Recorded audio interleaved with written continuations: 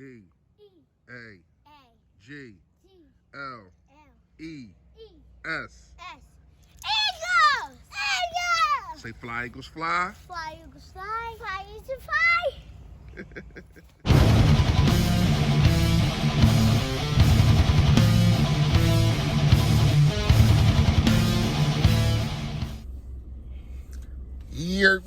Yo, that man. You know who it is. You know what it is. Your boy Philly Fresh, aka the General. Listen, if you have not done it, please make sure you hit that sub button right down there. I appreciate it in advance, man.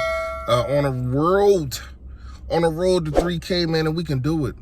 We can do it. We can get it done, man, before the draft, man. Let's see if we can get there, man. I appreciate it in advance once again. Listen, man, to push me out there, you got to hit the like. You already know. All right. So, y'all already know how I do. Every single video, I'm going to give y'all somebody to look at. And this guy, I ain't even going to lie, I'm kind of mad that I can't play the highlights because they keep not taking it down, but they're saying I'm copywriting. I don't understand how I'm copywriting was over somebody else's copywritten. Whatever. All right, cool. So this guy, man, is a beast. And I don't know what round he's potentially to go in. It might be the third, but if you get a guy like him, and if you don't know who I'm talking about, man, his name is Nick Bolton. Yes, Nick Bolton. If you get a guy like this, not only will you have a good linebacker, a guy that gets after the football, you will have a guy that also can play special teams. I think Nick can play special teams and also be your guy. Now, he gets after the football, has significant speed, but not a good cover guy.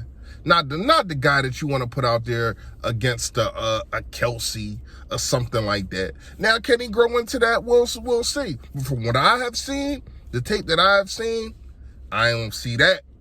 You know what I mean? But when I say this dude attacks the football, he attacks the football. When I say he knows his lanes, he knows his lanes. You know what I mean? And it's a guy that would be a great addition to anybody that would want to pick him up. Not saying the Philadelphia Eagles should. I just want y'all to know that people that I talk about don't got to be drafted by the Philadelphia Eagles.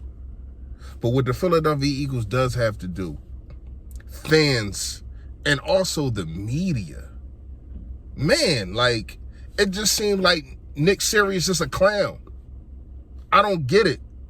Because the dude is so excited, and yeah, he's excited. He's kind of giggity in his first press conference.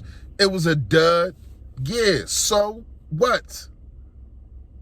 Like, to me, we as a Eagles not organization, but as the Eagles fan base, we have to look past the bullcrap. Because you can get up there in a press conference and say the most astounding things. That don't mean that you're going to put it out there on the field. And a lot of people take the nitbits, funny things that he says. They are kind of goofy type, but that's probably just who he is. And they're saying that, oh, you can't gain the attention and the respect of 53 men when you act like that. I beg to differ. This is why you have assistant coaches. This is why you got linebacker coaches. This is why that you have O-line coach. This is why every position got a coach. You think everybody goes up there, Nick is going to go up to the head coach and talking to him, and he got all day for it? You think he got all day, every day to talk to 53 people? Aren't you out your freaking mind? This is the reason why we have different kind of coaches. It's just facts. And then you got coaches under them coaches. Then you got trainers under them like, people got their own groups that they're going to be in the locker room, and who they deal with staff-wise, coach-wise. That's just how it is. Now, when it's all said and done, yes, you do have to have that respect from them 53 men. You do. But that doesn't mean just because the way that you talk, you're not going to get that. Nick Sirianni, to me, if he does the one thing that I have been pointing out and that was missing to me so much last year, if he does this, use your players to the best ability. If you go look at the tape from last year, that's all I was screaming. Why in the hell ain't you using Greg Ward to throw the football sometimes? Why aren't you even using Jalen Hurts really to throw the football? You bring him out there and you just put Carson all the way out there on the end, and then he just grabs the ball and runs. Why isn't Quez Watkins or Rhaegar running back punts instead of Greg Ward? Why isn't a Killings or somebody else like that running back kickoffs instead of Boston Scott?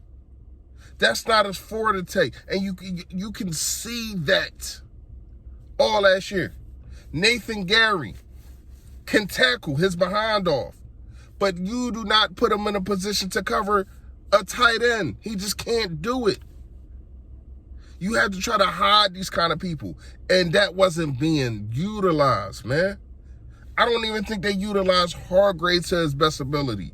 I think we're going to see a different Hargrave this year.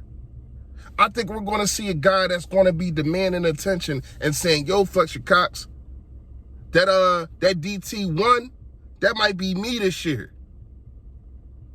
But they have to be put in the right positions. And if Nick Sirianni does that, I'm cool. First year head coach. You know what I mean? If he does that, I'm good. Like, I ain't even gonna lie to y'all, because this is how you succeed. And this is how you make a player feel better about himself. Why do you think Nelson Aguilar had a good 2017? He wasn't dropping no touchdowns. Because he felt good about himself. You feel good about yourself, you play better football. I don't care who you are, what sport you do. If you don't feel good about yourself, you're not going to play good. And you do that by putting guys in a better position to succeed. And we did not see that last year from any position. Not offensive line, not defensive line, not quarterback, not wide receiver. List goes on and on and on and on and on. And Jim Schwartz and Doug Peterson was putting their position coaches in bad circumstances too. So stay off, stay off of Nick Sirianni. He didn't even coach a freaking game yet. But the dude looked like he know tape. The dude looked like he know what he talking about. Look like you could have a nice long conversation and talk about football with him. I know I could. But just because he don't speak how y'all speak, just because he's kind of giggity and all that, all right, cool. Are you going to be able to get the job done? That's all I give a damn about, for real, for real. I don't care if you come up there dressed as a freaking cowboy, a space cadet. I don't give a damn what you wear. As long as you come on Sundays and get the freaking job done. And it probably doesn't just mean winning football games from the rip. But I need to see something way different than I seen last year out of this team. I need to see these young players being used correctly. That's what I need to see. And I'm laughing to the bank with that one. Because at the end of the day, Nick Sirianni can get the last laugh. People was grinding Doug Peterson up. Remember, the worst hire out of all them guys, out of Bob McAdoo, all them dudes, right?